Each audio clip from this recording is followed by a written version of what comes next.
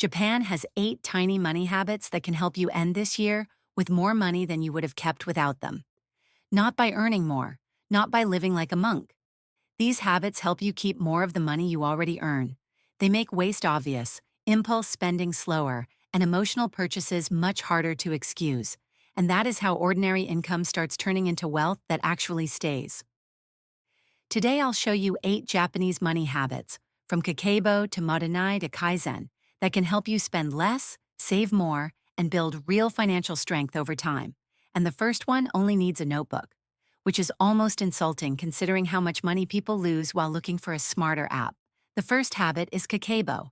It means household financial ledger, and it is not cute journaling with a beige pen and a candle. It became known in Japan over a century ago through Hani Motoko, and it still works because human spending has not become any wiser. The idea is simple. Before the month begins, you ask 4 questions. How much money do I have? How much do I need to spend? How much do I want to save? And what must I change? Notice what is missing. No fancy app, no dashboard. Kakeibo works because it slows money down. You write before you spend, you review after you spend. That tiny pause turns spending from a reflex into a decision. And that is where wealth begins. Not with more information, with fewer unconscious leaks. And here is the uncomfortable part. Most people do not actually know where their money goes. They know the rent, they know the car payment, they know the big bills, but the real damage often hides in the polite little purchases.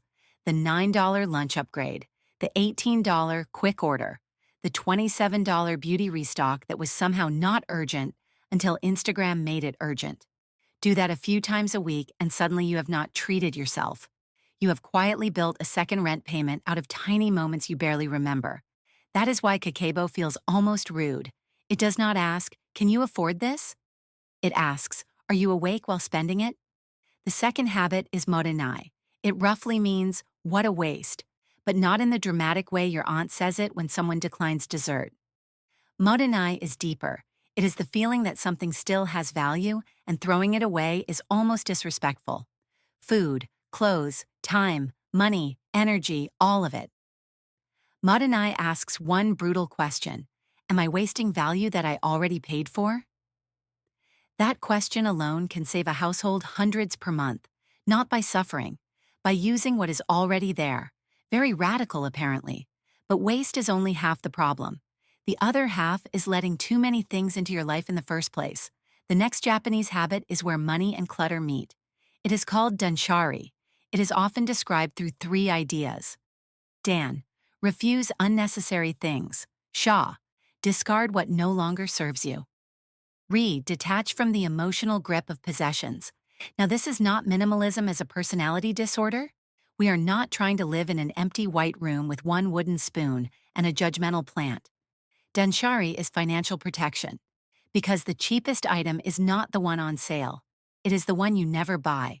You never store it, never clean it, never regret it, never donate it in a sad little bag labeled, "Maybe someone will want this tragedy."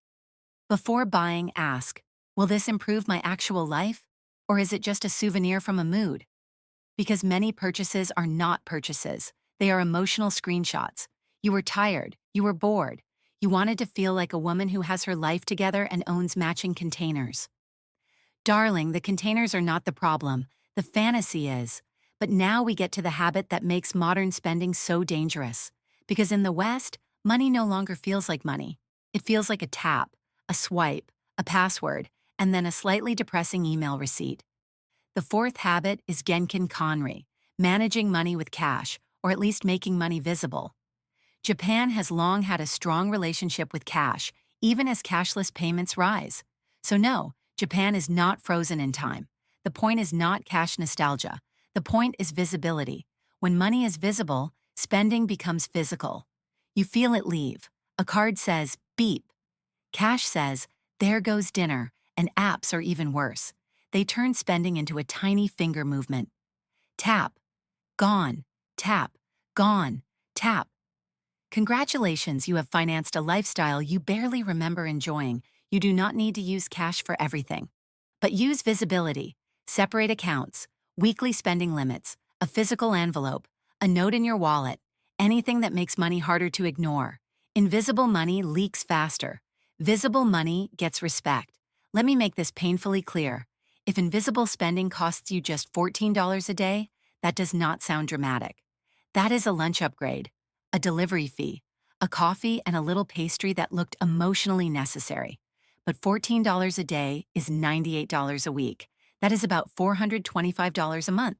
That is over $5,100 a year. And if that money had been saved or invested instead, over 10 years, even before we get fancy, that is more than $51,000 you did not keep. Not because you bought a yacht, because your money left quietly, wearing sneakers. This is why visibility matters. A budget does not make you rich because it is beautiful.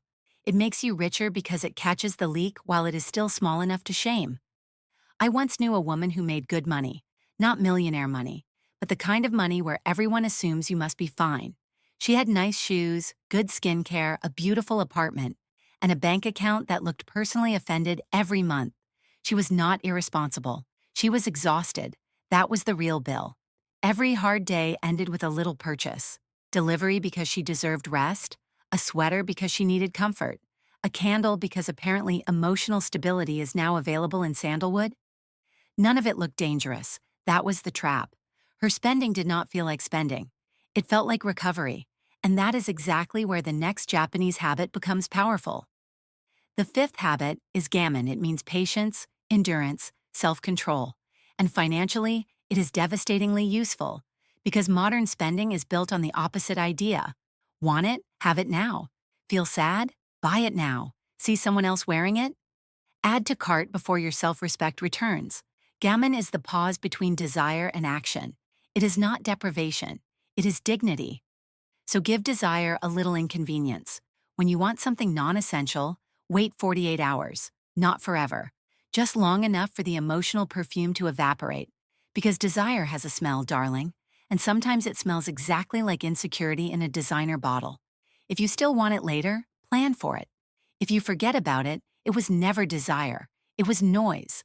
That small waiting habit can protect you from thousands in impulse spending over a year. Not because you became strict, because you stopped obeying every emotional command like it came from your bank manager. But patience alone is not enough, because even the strongest willpower gets tired, and that is why the next habit matters. The sixth habit is Kaizen. Continuous improvement, small changes, repeated. In business, Kaizen became famous through Japanese quality and efficiency systems. But for personal finance, it is even more beautiful. Because most people fail with money by trying to transform everything at once. New budget, new meal plan, new investment account, new morning routine, new identity. By Thursday, they are exhausted and eating cereal over the sink like a raccoon with tax problems. Kaizen says, improve one thing, lower one bill, cancel one unused subscription, increase savings by 1%, cook one extra dinner at home, review one category. Tiny? Yes. But tiny is easy to repeat, and repeated tiny becomes serious. The seventh habit is ikigai. It is often translated as a reason for living, or something that gives life value and joy. And yes, the internet has turned it into a diagram. The internet does that. Give it a concept and it will put 4 circles around it by lunch. But financially, ikigai is simple. If you do not know what your money is for, the market will decide for you. Ads will decide. Influencers will decide. Your bored Thursday night self will decide. And she is not always a wise woman. Ikigai gives money direction. Maybe your money is for peace, maybe freedom, maybe helping your children, maybe travel. When money has a purpose, spending becomes easier to judge.